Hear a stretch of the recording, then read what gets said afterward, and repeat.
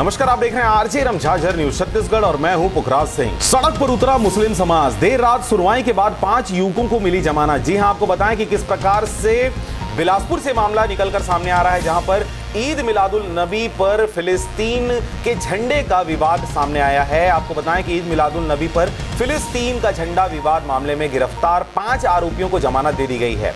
इससे पहले देर शाम की रिहाई के लिए प्रदर्शनकारियों ने कलेक्ट्रेट का घेराव कर चक्का जाम कर दिया था, जिसमें महिलाओं की बड़ी संख्या थी। इसके बाद सिटी मजिस्ट्रेट के दफ्तर में रात 10 बजे तक सुनवाई चलती रही और इसके बाद बेल ऑर्डर किया गया। आपको बताएं कि बिलासपुर में हुए फिलिस्तीन झंडा विवाद में शहर के किसी भाजपा और कांग्रेस के अलावा नेता नेहरू चौक पर हो रहे धरना प्रदर्शन व नारेबाजी के बाद भी नजर नहीं आए। इस दौरान लोगों से बात करने पर सभी दलों ने नेताओं के प्रति मुस्लिम समाज के लोगों का खासा रोष दिखाई दिया। तारबहार के एक निवासी ने बताया कि यदि ऐसे मौके पर स्वर्गीय शेख गफ्फार होते तो हमें इस तरह सड़क पर उतरना नहीं पड़ता।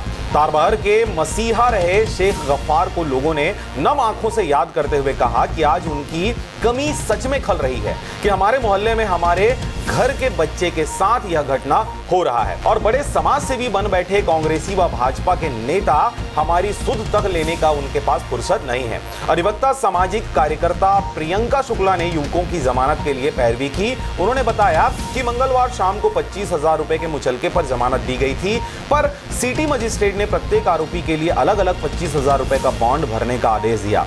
बॉन्ड भरने के लिए हमने समय मांगा था, लेकिन सिटी मजिस्ट्रेट बिना सुने उठकर चले गए और इस दौरान आरोपी जेल भेज दिए गए। बुधवार को पूरा दिन आरोपी पक्ष उनके आने का इंतजार कर रहा था। प्रियंका शुक्ला ने बताया कि इस रवैये से गुस्साए प्रशासन पर दबाव डालकर कार्रवाई कराई गई है।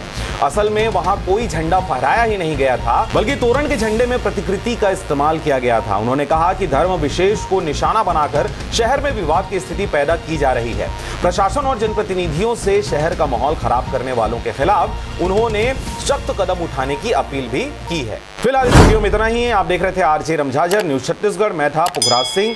चैनल को अभी तक आपने सब्सक्राइब नहीं किया तो कृपया चैनल को सब्सक्राइब करें, खबरों को ज्यादा से ज्यादा शेयर करें।